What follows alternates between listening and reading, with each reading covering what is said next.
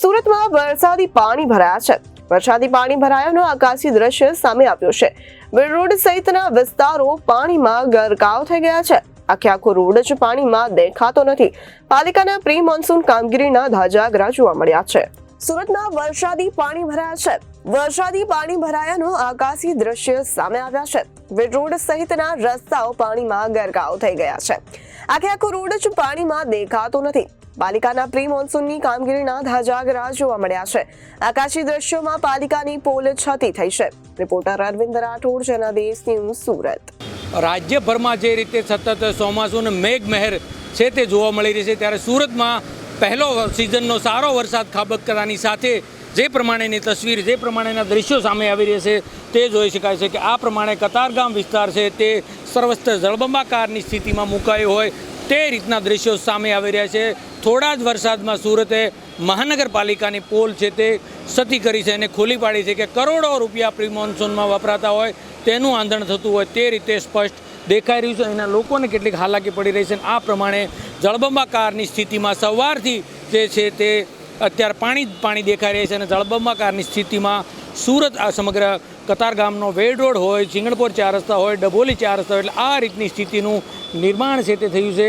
બીજી બાજુ વાહન ચાલકો સાથે અનેક લોકોને પણ સમસ્યા નડી રહી છે અને પોતાના વાહનો પણ બંધ પડી રહ્યા છે. પરંતુ પાણી છે તે અત્યારે સુરત મહાનગરપાલિકાનું તંત્ર છે તે અત્યારે અહીં લાચાર નજરે પડી રહ્યું છે અને પ્રી મોન્સૂન કામગીરીના કરોડોનું આંધણ ક્યાં ગયું તે પણ સવાલ ચોક્કસ ઊભો થયો છે. ત્યારે એના કેટલાક લોકો સાથે વાત કરીશું, કારણ કે સિઝનનો જે સારો વરસાદ પહેલો ખાબકતાની સાથે આ રીતની તસવીરો સામે આવી રહી છે.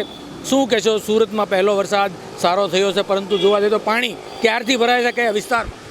સવારથી જ અહીંયા પાણી ભરાયેલું છે. આ વેડ ગુરુકુળવાળો જે વિસ્તાર છે, જે પંડોળ સુધીનો વિસ્તાર આખો અત્યારે પાણીથી ગરકાવ છે અને ક્યાંક ને ક્યાંક સત્તાની બેદરકારી તેમજ સાથે સાથે જે અમારા જનપ્રતિનિધિઓ છે, જેમ કે કોર્પોરેટરો છે, ધારાસભ્ય છે અને હવે સાંસદ સભ્ય તો આમ તો અમારે ઈચ્છાથી નથી બનેલા, બની બેઠેલા સાંસદ કહેવાય, પણ હવે એમની પણ જવાબદારી છે કે આ વિસ્તારની અંદર પ્રી મોન્સૂન કામગીરી કેવી થઈ છે, શું થયું છે, શું નહીં, એ જાણવું જોઈએ.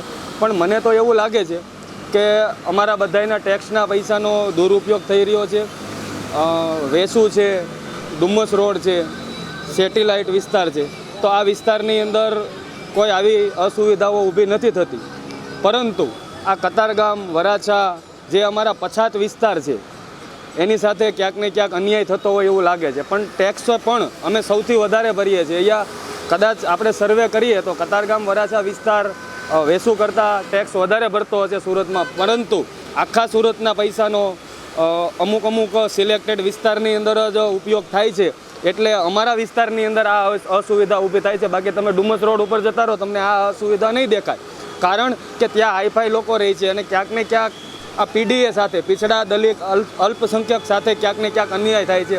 જ્યાં મધ્યમ વર્ગના લોકો રહે છે, જ્યાં ગરીબ વર્ગના લોકો રહે છે, એ વિસ્તારની અંદર જ આ અસુવિધા ઊભી થાય છે. સુરત અત્યારે વિશ્વમાં સૌથી આગળ છે, વિશ્વમાં સૌથી આગળ છે, ગુજરાતમાં સૌથી આગળ છે, પરંતુ સુરતના કતારગામ અને વરાછા વિસ્તારની અંદર જ આ અસુવિધા કેમ ઊભી થાય છે એ પણ જાણવું પડશે.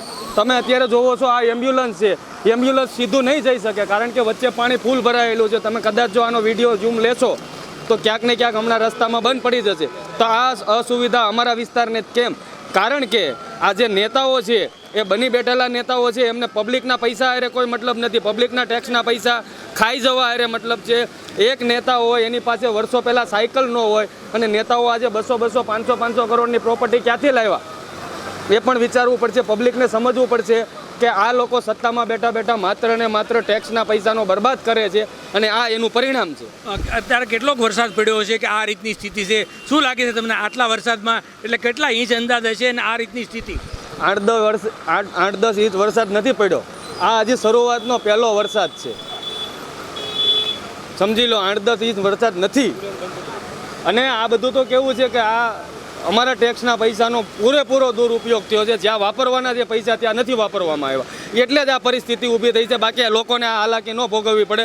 અત્યારે કેટલાય લોકો એમ્બ્યુલન્સના વાકે, કેટલાય લોકો પોતાની રોજીરોટી કમાવવા માટે, જે રોટલો કમાવવા માટે એને કામ ઉપર જવાનું હોય, નથી જઈ શક્યા. આ બધી આ જગ્યાએ જ અસુવિધા ઊભી થઈ છે. બિલકુલ, તો જોઈ શકાય છે કે એમ્બ્યુલન્સ પણ જે અહીંથી પસાર થઈ હતી તે એમ્બ્યુલન્સ પણ બંધ પડી ચૂકી છે અને આ રીતની સ્થિતિનું નિર્માણ છે અને કતારગામનો વેડ રોડ સહિતનો વિસ્તાર છે તે સર્વ જળબંબાકારની સ્થિતિમાં તંત્રની અણધણ આવડત અને તંત્રની બેદરકારીના કારણે જળબંબાકારની સ્થિતિ પેદા કરી છે.